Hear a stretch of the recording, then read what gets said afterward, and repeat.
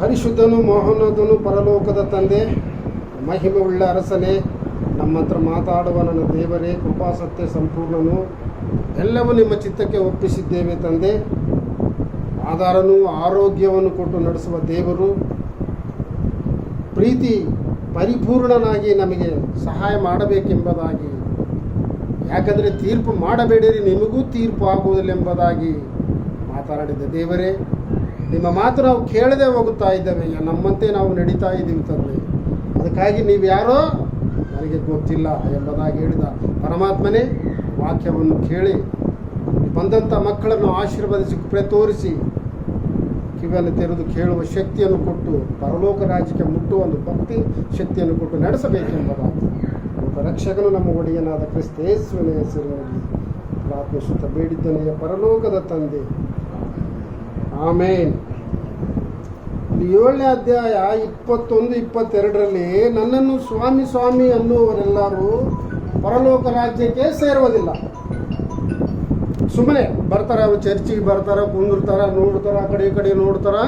ಅವ್ರು ಏನು ಮಾಡ್ತಾರೆ ಅಂತಂದರೆ ಮತ್ತೆ ಹೊರಗಿಂದವರೆಗೆ ಹೋಗ್ಬಿಡ್ತಾರೆ.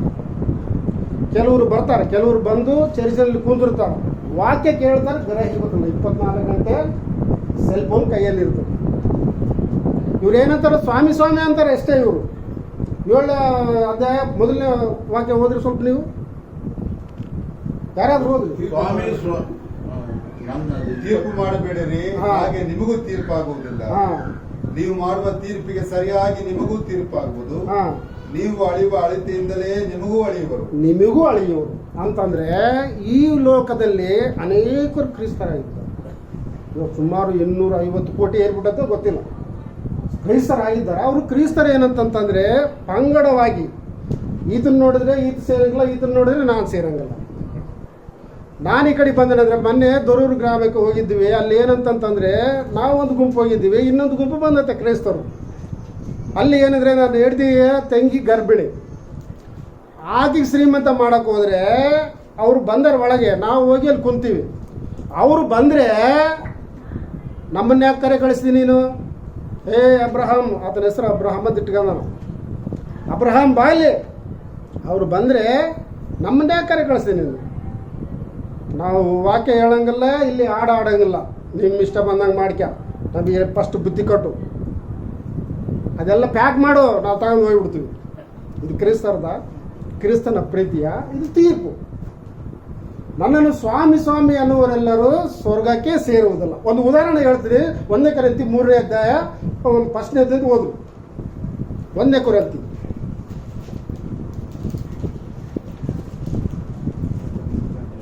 3ನೇ ಅಧ್ಯಾಯ 1ನೇ ವಾಕ್ಯ. ಆದರೆ ಸಹೋದರರೇ, ನಾನಂತೂ ಆತ್ಮಿಕರೊಂದಿಗೆ ಮಾತನಾಡುವಂತೆ ನಿಮ್ಮ ಸಂಗಡ ಮಾತನಾಡದೆ, ಪ್ರಾಪಂಚಿಕರು ಕ್ರಿಸ್ತನ ವಿಷಯದಲ್ಲಿ ಎಳೆ ಗೂಸುಗಳು ಆಗಿರುವವರ ಹಾಗೆ ನಿಮ್ಮ ಸಂಗಡ ಮಾತಾಡಬೇಕಾಯಿತು. ನಿಮಗೆ ಹಾಲು ಕುಡಿಸಿದೆನು, ಆಹಾರ ಕೊಡಲಿಲ್ಲ. ಅನ್ನ ಕೊಡಲಿಲ್ಲ, ಗಟ್ಟಿಯಾದ ಮಾಂಸವ ಆಹಾರ ನಿಮಗೆ ಕೊಡಲಿಲ್ಲ, ಬರೇ ಹಾಲು ಕುಡಿಸಿದ. ಯಾಕಂದ್ರೆ ಕೂಸುಗಳು ಅಂತಿದ್ದೀರಿ ನೀವು. ಜಗಳಗಳು ಹೊಟ್ಟೆ ಕಿಚ್ಚು ಮುಂದೆ ಬರ್ತದೆ ನೋಡ್ರಿ, ಓದಿದ್ರೆ ಜಗಳ ಹೊಟ್ಟೆ ಕಿಚ್ಚು ನಿಮ್ಮಲ್ಲಿ ಇರುವುದರಿಂದ ನರಪ್ರಾಣಿಗಳಾಗ್ಬಿಟ್ಟಿದ್ದೀವಿ. ನಾವು ಕ್ರೈಸ್ತರ ಆದ್ರೆ ಹೇಳಿ ತೀರ್ಪು ಮಾಡಬೇಡ್ರಿ, ನಿಮಗೂ ತೀರ್ಪು ಆಗುವುದಿಲ್ಲ. ನೀವು ಅಳಿವ ಅಳತಿಯಿಂದಲೇ ನಿಮ್ಮನ್ನು ಕೂಡ ಮೇಲೆ ಅಳಿತಾರೆ. ನಾನು ಸ್ವಾಮಿ ಸ್ವಾಮಿ ಅನ್ನುವರು ಸ್ವರ್ಗಕ್ಕೆ ಸೇರುವುದಿಲ್ಲ ಅಂತ ಹೇಳಿದ ಮೇಲೆ ಅವ್ರೇನು ಹೇಳ್ತಾರ, ಅಯ್ಯ ನಿನ್ನ ಜೊತೆಗೆ ನಾವು ಇದ್ದೀವಿ, ನಿನ್ನ ಜೊತೆಗೆ ಊಟ ಮಾಡಿದ್ದೀವಿ, ನಿನ್ನ ಜೊತೆಗೆ ಕುಡಿದೀವಿ. ಪ್ರವಾದಿಗಳು ಸರ್ ಇವರು. ಯಾರು ಇವರು?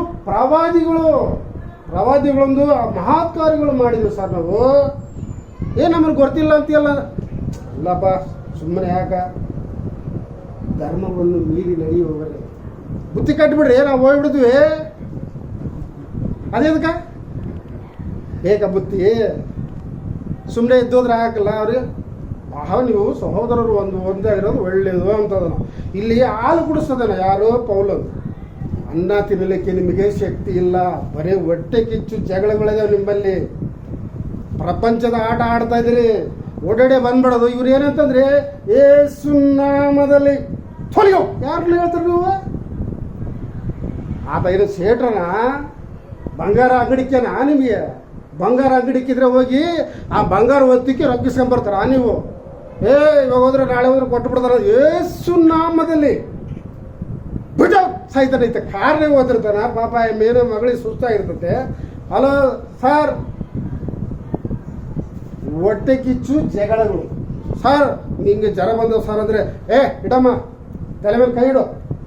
ಯೇಸು ಕ್ರಿಸ್ತನ ಹೆಸರಲ್ಲಿ ಈ ದೆವ್ವಗಳು ಬಿಡಿಸಿದವ್ರು ಇವ್ರನ್ನ ಏನಂತಾನಂತ ನೀವು ಯಾರಪ್ಪ ಗೊತ್ತಿಲ್ಲ ನನಗೆ, ಸುಮ್ಮನೆ ಹೋಗಿರೋ ಕಡೆಗೆ ನೀವು ತಂಟೆ ನನಗೆ ಬೇಕಾಗಿಲ್ಲ.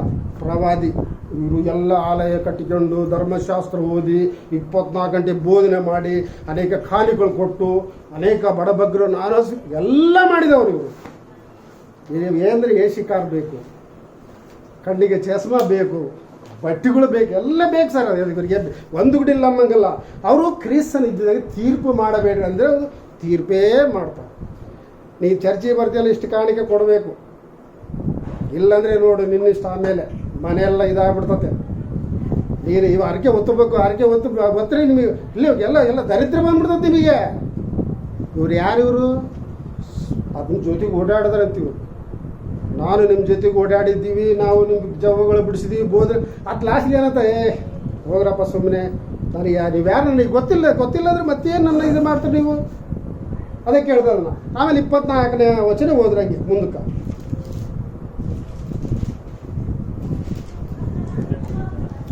ಇಲ್ಲ ಮತ್ತೆ ಬರ್ಸ ಬರ್ತಾ 7:24.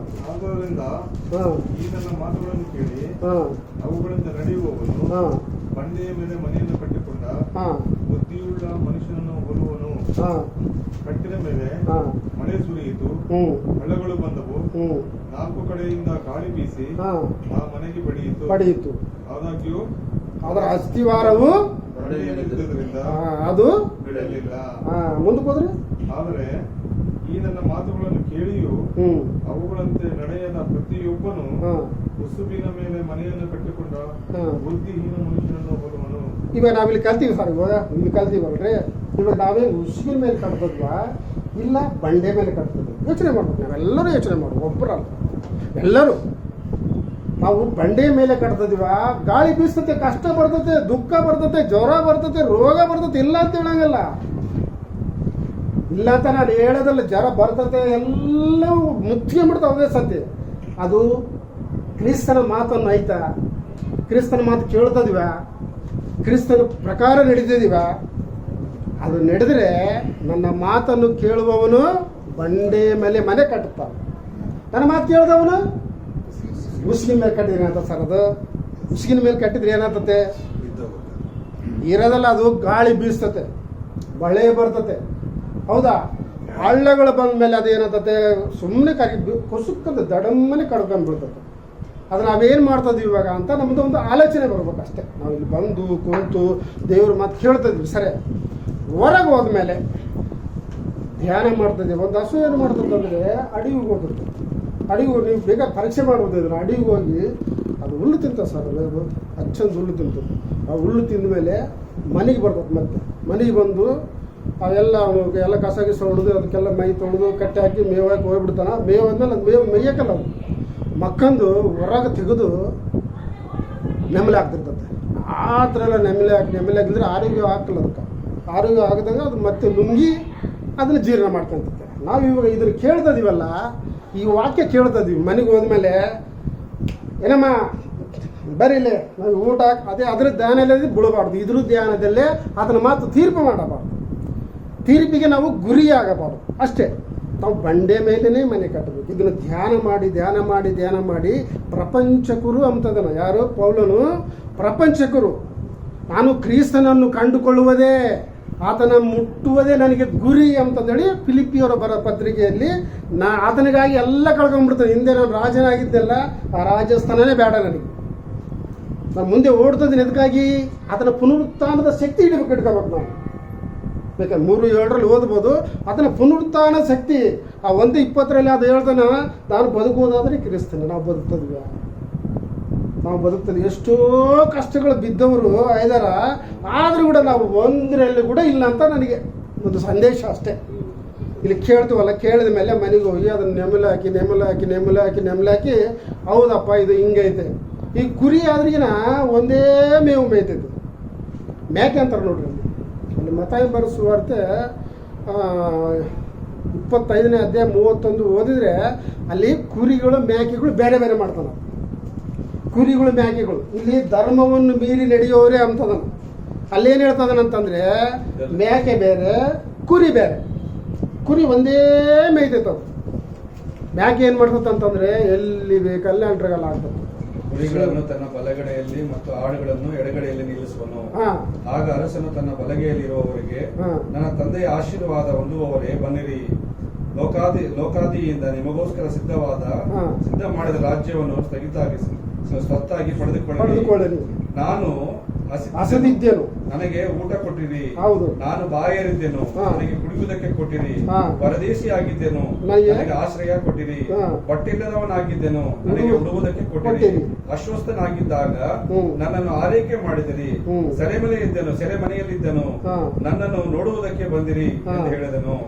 ಅದಕ್ಕೆ ಉತ್ತರವಾಗಿ, ನೀತಿವಂತರು ಕರ್ತನಿಗೆ, ಯಾವಾಗ ನೀನು ಹಸಿದಿದ್ದನ್ನು ಕಂಡು ನಿನಗೆ ಊಟ ಕೊಟ್ಟೆವು, ಇಲ್ಲವೇ ನೀನು ಬಾಯಾರಿದ್ದನ್ನು ಕಂಡು ಕುಡಿಯುವುದಕ್ಕೆ ಕೊಟ್ಟೆವು, ಯಾವಾಗ ನೀನು ಪರದೇಶಿಯಾಗಿರುವುದನ್ನು ಕಂಡು ಆಶ್ರಯ ನೀಡಿದೆವು, ಇಲ್ಲವೇ ನಿನಗೆ ಬಟ್ಟೆ ಇಲ್ಲದನ್ನು ಕಂಡು ಉಡುವುದಕ್ಕೆ ಕೊಟ್ಟೆವು, ಯಾವಾಗ ನೀನು ಅಸ್ವಸ್ಥನಾಗಿದ್ದಾಗ ಅಥವಾ ಸೆರೆಯಲ್ಲಿ ಇದ್ದುದನ್ನು ಕಂಡು ನಿನ್ನನ್ನು ನೋಡುವುದಕ್ಕೆ ಬಂದೆವು ಎಂದು ಕೇಳುವರು. ಅದಕ್ಕೆ ಉತ್ತರವಾಗಿ ಅರಸನು, ಈ ನನ್ನ ಸಹೋದರರಲ್ಲಿ ಕೆಲವು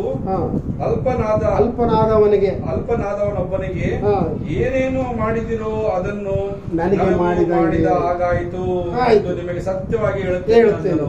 ಮುಂದಕ್ಕೆ ಹೋದ್ರೆ ಅವರು ಎರಡನೇ ನೋಡಿ ಮ್ಯಾಗಿಗಳು ಏನಂತ ಹೇಳ್ತಾನಂದ್ರೆ, ಆಮೇಲೆ ಆತನು ಎಡಗಡೆಯಲ್ಲಿರುವವರಿಗೆ, ಶಾಪಗ್ರಸ್ತರೇ, ನಮ್ಮನ್ನು ಬಿಟ್ಟು ಪಿಶಾಚಿ ಅವನ ದೂತರಿಗೂ ಸಿದ್ಧ ಮಾಡಿದ ನಿತ್ಯ ಬೆಂಕಿಯೊಳಗೆ ಹೋಗಿರಿ. ನಾನು ಹಸಿದಿದ್ದೆನು, ಊಟಕ್ಕೆ ಕೊಡಲಿಲ್ಲ, ನನಗೆ ಊಟ ಕೊಡಲಿಲ್ಲ. ನಾನು ಬಾಯಾರಿದ್ದೆನು, ನೀವು ನನಗೆ ಕುಡಿಯುವುದಕ್ಕೆ ಕೊಡಲಿಲ್ಲ. ಪರದೇಶಿಯಾಗಿದ್ದೆನು, ನೀವು ನನಗೆ ಆಶ್ರಯ ಕೊಡಲಿಲ್ಲ. ಬಟ್ಟೆ ಇಲ್ಲದವನಾಗಿದ್ದೆನು, ನೀವು ನನಗೆ ಉಡುವುದಕ್ಕೆ ಕೊಡಲಿಲ್ಲ. ಅಸ್ವಸ್ಥನಾಗಿದ್ದೆನು, ಸೆರೆಯಲ್ಲಿ ಇದ್ದೆನು, ನೀವು ನನ್ನನ್ನು ಆರೈಕೆ ಮಾಡುವುದಕ್ಕೆ ಬರಲಿಲ್ಲವೆಂದು ಹೇಳಿದನು. ಇಲ್ಲಿ ಶಾಪಗ್ರಸ್ತರೇ ಅಂತಂದು ಇಲ್ಲಿ ಧರ್ಮವನ್ನು ಮೀರಿ ನಡೆಯುವರೆ, ಇಲ್ಲಿ ಶಾಪಗ್ರಸ್ತರೇ ಎಂಬುದಾಗಿ ಹೇಳ್ತದನು. ಇವಾಗ ನಾವು ಕ್ರಿಸ್ತನ್ ನಂಬಿಕೊಂಡು ಅದನ್ನು ಆರಾಧನೆ ಮಾಡಿಕೊಂಡು ಆತನು ಬಂದ ಮೇಲೆ, ಸ್ವಾಮಿ ಇವರೆಲ್ಲರೂ ನಿಮ್ಮವರು ಅಂತ ಕೇಳಿದ್ರೆ ಆತ ಹೌದಂತಾನ? ನಮ್ಮನೆ ಇಲ್ಲಿ ಬಂದನ ಅಂತ ತಿಳ್ಕೊಂಬಿಡ್ರಿ, ಇವರು ನಾವೆಲ್ಲ ನಂಬರ್ ಅಂತಂತಾನೆ, ಶಾಪಗ್ರಸ್ತರೇ ನಡ್ರಿ ಅಂತಾನ. ಯೋಚನೆ ಮಾಡ್ಬೇಕು ಸರ್, ನಾವೇ ತಿಳ್ಕೊಬೇಕಷ್ಟೆ, ಬೇರೆ ಏನಿಲ್ಲ. ಇದು 10 ಮಂದಿಯ ಕನ್ಯಕರ ಒಂದು ಸಭೆ. 10 ಮಂದಿ ಸಭೆಯಲ್ಲಿ 5 ಮಂದಿ ಬುದ್ಧಿ ಇಲ್ಲದವರು, 5 ಮಂದಿ ಬುದ್ಧಿವಂತರು. ಈ ಬುದ್ಧಿ ಇಲ್ಲದವರು ಏನು ಮಾಡ್ತಾರಂದ್ರೆ, ಆರತಿಗಳು ತಗೊಂಡ್ರು, ತಮ್ಮ ದೇಹ 24 ಗಂಟೆ ಸೇವೆ ಮಾಡಿದರು. ಈ ಬುದ್ಧಿವಂತರು ಅವರು ಸೇವೆ ಮಾಡಿದ್ರು ಸರಿ, ಅವರಲ್ಲಿ ಎಣ್ಣೆ ಕೂಡ ಇತ್ತು. ಆ ಮದಲಿಂಗನನ್ನು ಎದುರುಗೊಳ್ಳುವುದಕ್ಕೆ ಹೊರಟಾಗ ಅಲ್ಲೇನಾಯ್ತಂತಂದ್ರೆ, ಮದಲಿಂಗನು ತಡ ಮಾಡುತ್ತಾನೆ, ಬರುವುದಕ್ಕೆ ತಡ ಆದತೆ ಎಂಬ ಸುದ್ದಿ ಬಂತು. ಇವರೇನು ಮಾಡಿದ್ರು, 10 ಮಂದಿ ಕನ್ಯರು ಮಲ್ಕೊಂಡು, ಇವರು ಮಲಗಿದ ತಕ್ಷಣವೇ ಕೂಗಾಗಿಬಿಡ್ತು. ಎದ್ದಳ್ರಿ, ಕೂಗಾಯ್ತು ಅಂತ ದೇವದೂತ ನಡೆಸಿಬಿಟ್ಟ. ಇವ್ರು ಎದ್ದಾಗ ಏನಾದ್ರು, 5 ಮಂದಿ ಬುದ್ಧಿ ಇಲ್ಲದವರಿಗೆ ಎಣ್ಣೆ ಇರಲಿಲ್ಲ. ಯಾರು ಸಿದ್ಧತೆ ಇಲ್ಲ, ಅವರಿಗೆ ಸಿದ್ಧತೆ ಇಲ್ಲ ಅಂದ್ರೆ ಅವ್ರನ್ನ ಬೆಳೆದು ಇವ್ರನ್ನ ಬೆಳೆದು, ಈ ಕಾರಣಕ್ಕೆ ಆ ಕಾರಣಕ್ಕೆ ಅಲ್ಲಿ ಹೋಗ್ಬೇಕು, ಇಲ್ಲಿಗೆ ಹೋಗ್ಬೇಕು, ಬರೀ ಇದೆ. ಅವರು ಆ ಸೈಡ್ ತಗೋಬೇಕು, ಈ ಸೈಡ್ ತಗೋಬೇಕು. ವಾಕ್ಯ ಹೇಳೋ ಹೊತ್ತಾಗಿ ಇದು ಹೋಗೋ ಹೊತ್ತಾಗಿ ಇನ್ನೊಬ್ಬ ಹೇಳ್ತಾನೆ, ನಾನು ಹೋಗಿ ಇವಾಗ 5 ಲಕ್ಷ ಕೊಟ್ಟು ಸೈಡ್ ತಗೋಬೇಕಂತ. ಏನು ಹೇಳ್ಬೇಕಾಯ್ತ? ಅಲ್ಲಿ ಬಾಗಿಲುಗಳು ಮುಚ್ಚಲ್ಪಟ್ಟವೆ, ಇವ್ರು ನಿದ್ದೆ ಮಾಡಿಬಿಟ್ರೆ ಎದ್ದ ಮೇಲೆ 5 ಮಂದಿ ದಿವೇಟುಗಳು, ಅವರು ವಾಕ್ಯ ಐತೆ, ಶರೀರದಲ್ಲಿ ಶಕ್ತಿ ಐತೆ, ಅವರು ದೀಪ ಪವಿತ್ರ ಆತ್ಮನೇ ಇದ್ದಾರೆ. ಇವರಲ್ಲಿ ಏನಿಲ್ಲ, ಪರಿಶುದ್ಧ ಆತ್ಮನಿಲ್ಲ. ಅದಕ್ಕಾಗಿ ಇವರು ನಮಗೆ ಕೊಡ್ರಿ ಅಂತ ಅವ್ರು ಕೇಳ್ತಾರೆ. ಕೇಳಿದ್ರೆ ನಮಗೆ ಇಬ್ಬರಿಗೆ ಸಾಲದು, ನೀವು ಯಾರು ಮಾಡ್ತಾರೋ ಅವ್ರ ಹತ್ರ ಹೋಗಿ ಕೊಂಡ್ಕೊಂಬರ್ರಿ ಅಂತಂದು ಹೇಳೋಕೆ ಬಾಗಿಲುಗಳು ತೆಗೆದು ತಡಿ ಅವು ಪ್ರವೇಶ ಆಗ್ಬಿಡ್ತು, ಒಳಗೆ ಹೋಗ್ಬಿಡ್ತಾರೆ ಅವ್ರು. ಒಳಗೆ ಹೋಗೋ ತಡಿಯಲ್ಲ, ಇವರು ಬಂದು ಬಿಡ್ತಾರೆ. ಮತ್ತೆ ಬಂದು ಸ್ವಾಮಿ ನನಗೆ ಕೇಳಿದ್ವಿ, ಯಾರು ನೀವು, ಎಲ್ಲಿಗೆ ಅವರು ನೀವು, ನಮ್ಮನ್ನು ಕೂಡ ಕೇಳ್ಬೋದಲ್ಲ, ಈ ಶರೀರ ಬಿಡ್ಬೋದು, ಬಿಡಲೇಬೇಕು ಒಂದಿನ ಬಿಡಲೇಬೇಕು. ನಾನು ನೀನು ಮಾಡಿದ ಕರ್ಮ ಅದ್ರಾಗೈತು ನಿಜವಾದ ಮರ್ಮ. ಅದ್ರಾಗೈತೆ ಕ್ರಿಸ್ತನನ್ನು ಬಿಟ್ಟರೆ ಗತಿಯೇ ಇಲ್ಲ ನಮಗೆ. ಅದಕ್ಕಾಗಿ ಆ ಬಾಗಿಲನ್ನು ಮುಚ್ಚತಡಿ ಇವ್ರು ಬಂದು ತೆಗೆದ್ರೆ, ಯಾರು ನೀವು, ಎಲ್ಲಿಯವರು, ಯಾವ ಓಣಿಯವರು? ಸ್ವಾಮಿ ನಾವು ನಿಮ್ಮ ಜೊತೆಗೆ ಇದ್ದವರು. ಇಲ್ಲಮ್ಮ ನನಗೆ ಗೊತ್ತಿಲ್ಲ. ಇಲ್ಲೇನಂತಾನೋ ಈ ಪ್ರವಾದಿಗಳಿಗೆ ಏನು ಹೇಳ್ತಾನೋ, ಅಕ್ಕಣ್ಣೀರು 24 ಗಂಟೆ ಮಾಡಿದರು ಸರ್ ಅವರು. ಪ್ರಾರ್ಥನೆಗೆ ಹೆಂಗೆ ನಾವು ಕಲ್ತೀವಿ ಹಂಗೆ ಕಲ್ತವರು, 24 ಗಂಟೆ ದಾನ ಧರ್ಮ ಮಾಡಿದವರು, ಪ್ರಾರ್ಥನೆ ಮಾಡಿ ಎಲ್ಲ ಮಾಡಿದವರು. ಏನಿಲ್ಲ ಅವರಲ್ಲಿ? ಪರಿಶುದ್ಧ ಆತ್ಮ ಇಲ್ಲ, ದಿವಿಟಗಳು ಇಲ್ಲ. ಅದಕ್ಕಾಗಿ ನಾವೇನು ಮಾಡ್ಬೇಕಂತಂದರೆ, ಆತನ ಬಂದಾಗ ಅದು ಬಂದೇ ಬರ್ತಾನೆ ಅಂತ ಹೇಳ್ತಾನೆ. ಯಾವ ಜಾವದಲ್ಲಿ ಬರ್ತಾನೆ, ಬೆಳಗ್ಗೆ ಮುಂಜಾನೆ ಬರ್ತಾನೋ, ಸಂಜೆನಾಗ ಬರ್ತಾನೋ, ರಾತ್ರಿ ಬರ್ತಾನೋ ಗೊತ್ತಿಲ್ಲ. ಆ ಸಮಯ ನಿಮಗೆ ಗೊತ್ತಿಲ್ಲದ್ರಿಂದ ಎಚ್ಚರಿಕೆಯಾಗಿರ್ರಿ. ಆ ಎಚ್ಚರಿಕೆಯಾಗಿ ಹೆಂಗಿರ್ಬೇಕಂತಂತಂದರೆ, ನಾವು ತೀರ್ಪು ಮಾಡಬಾರ್ದು ಇನ್ನೊಬ್ಬರಿಗೆ. ತೀರ್ಪು ಎಷ್ಟು ಜನರು ಇವಾಗ, ಎಷ್ಟು ಸಭೆಗಳಾಗಿವೆ. ಸಭೆಗಳು ಪಂಗಡ ಒಂದು ಸ್ವಲ್ಪ ದಿನ ನೋಡಿಬಿಟ್ರೆ, ಇವಾಗ ಯಾರನ್ನ ಬಂದು ಕುಂತಾನ ಅನ್ಕ ಆತನ ಏನು ಮಾಡ್ತಾರ, ಒಂದು ವರ್ಷ ಬಂದ್ಬಿಟ್ಟಾನ ಅನ್ಕ ಆತನ ಪಾಸ್ಟ್ ಮಾಡಿಬಿಡು. ಆತೇನು SLC ಓದಿರ್ತಾನೆ ಅಷ್ಟೇ, SLC ಓದಿರ್ತಾನೆ, ನೋಡ್ತಾರೆ ಹಾಂ ಬೇಸದನ ಆಡಾಡ್ತಾನೆ, ವಾಕ್ಯ ಆತನ ಪಾಸ್ಟ್ ಮಾಡಿಬಿಡೋದೆ. ಆತ ಪಾಸ್ಟ್ ಮಾಡೋದು ತಿರುಗದೆ ಆತ ಮತ್ತೆ ಹೋಗಿ ಈತೇನು ಹೇಳ್ತಾನೆ ಅವಾಗ. ಆತ ಹಾಗೆ ಮೇಕೆನೇ ಅದು ಅಂಟ್ರಗಾಲ ಹಾಕಿ ಮೇಯದೆ, ಕುರಿ ಮಾತ್ರ ಅಲ್ಲ, ಕುರಿಯಾಗಿ ನಾವು ಜೀವನ ಮಾಡ್ಬೇಕಂತ ನಮ್ಮ ಒಂದು ಬಯಕೆ ಇದೆ. ಅದಕ್ಕಾಗಿ ಇಲ್ಲಿ ಕಲ್ತಿದ್ದ ದಿನ ಎಲ್ಲ ನಾವೇನು ಮಾಡ್ಬೇಕಂತಂದರೆ, ಆಶೀರ್ವಾದ ಒಂದು ಓರ ಆಗಬೇಕು, ಕುರಿಯಂತೆ ಇರಬೇಕು, ತೀರ್ಪು ಮಾಡೋಕೆ ಹೋಗ್ಬಿಡ್ತು. ನನ್ನ ಮಾತುಗಳನ್ನು ಕೇಳಿದವನು ಅದರಂತೆ ನಡೆಯಬೇಕು. ಅವನು ಏನು ಮಾಡ್ತಾನೆ, ಬಂಡೆಯ ಮೇಲೆ ಮನೆ ಕಟ್ಟಿರ್ತಾನೆ. ಕೇಳಿದವನು ಉಸಿಗಿನ ಮೇಲೆ ಕಟ್ತಾನೆ ಅಷ್ಟೇ. ಯೇಸು ಕ್ರಿಸ್ತನ ಹೆಸರಲ್ಲಿ ನುಡಿಸಿ ಆ ದೇವ್ರು ಹೇಳೋ ಹೊತ್ತಾಗಲ್ಲಿ ಯಾವ್ದಾದ್ರು ಚರ್ಚಿಗೆ ಹೋಗಿ ಬೇರೆ ಕಡೆಗೆ ಹೋದಾಗ ಅದು ಹೇಳ್ತಿರ್ತಾರೆ, ಉಫ್ ಅಂತ ಊದ್ತಿರ್ತಾನೆ ಸೌಂಡ್ ಬಾಕ್ಸ್ ಊದ ಹೊತ್ತಾಗ ಎಲ್ಲೆಲ್ಲೆಲ್ಲೆಲ್ಲೆ ಎಂಬತ್ತಡಿ ಈ ಕಡೆಗೆ ಲಗು ಏನು ಹೊಡ್ತಂತಂದರೆ ತಪ್ಪಿರ್ತಾನೆ. ಮತ್ತೆ ಅಮ್ಮ ತಪ್ಪಿದ್ದು ಗಟ್ಟಿಗೆ ನಾತನೇ ಮೋಹನಾತನೇ ಎಂಬತ್ತಡಿಗೆ ಅಮ್ಮ ಎದ್ದು ಬಿಡ್ತಾಳೆ. ಏನು ಮೈಯಾಗಿ ಬರ್ತೋಳೆ ಏನೋ ಗೊತ್ತಿಲ್ಲ, ಅಂದರೆ ಕ್ರಿಸ್ತನಂತೂ ಬರೋದಿಲ್ಲ. ಹಂಗೆ ಅದು ಹೇಳಿಲ್ಲ ಕೂಡ ಬರ್ತಾನೆ ನಾನು ಅಂತಂದೇಳಿ. ಅದು ಬರ್ತಾನೆ ಅಂತ ಹೇಳಿದ್ರೆ ಯಾವುದನ್ನ ನಾನು ಬರ್ತಾನೆ ಅಂದರೆ ಯಾವಾಗ ಬರ್ತಾನೆ ಅದು ಗೊತ್ತಿಲ್ಲ ನಿಮಗೆ, ತಂದೆಯೊಬ್ಬನಿಗೆ ಗೊತ್ತು. ಅದಕ್ಕಾಗಿ ದೇವರ ಮಕ್ಕಳೇ ನೀವು ನಾನು ಹೇಳೋದೇನಂತಂದರೆ, ಎಚ್ಚರಿಕೆಯ ಮಾತು. ಒಂದಿನ ಈ ಲೋಕ ಬಿಡುವವರಾಗಿದ್ದೀವಿ. ಬಿಡುವುದಕ್ಕೆ ನಾವು ಯಾರಿಗೆ ತೀರ್ಪು ಮಾಡಬಾರ್ದು. ನಮ್ಮ ಕೈಲಿ ಎಷ್ಟಾದತ್ತೋ ಅಷ್ಟು ಸಹಾಯ ಮಾಡಿಕೊಂತ ಬರಬೇಕು. ಸಹಾಯ ಮಾಡೋದಂತಂದರೆ ಕುರಿಯಾಗೇ ಇರಬೇಕು, ಬೇಕೆ ಆಗಬಾರ್ದು. ಅದರ ಸಲುವಾಗಿ ನನ್ನ ಮಾತುಗಳು ದೇವರು ವಾಗ್ದಾನ ಕೇಳಿಲ್ಲ ಎಂಬುದಾಗಿ ಈ ವಾಕ್ಯವನ್ನು ಆಶೀರ್ವಾದಿಸಿ. ಆಮೇಲೆ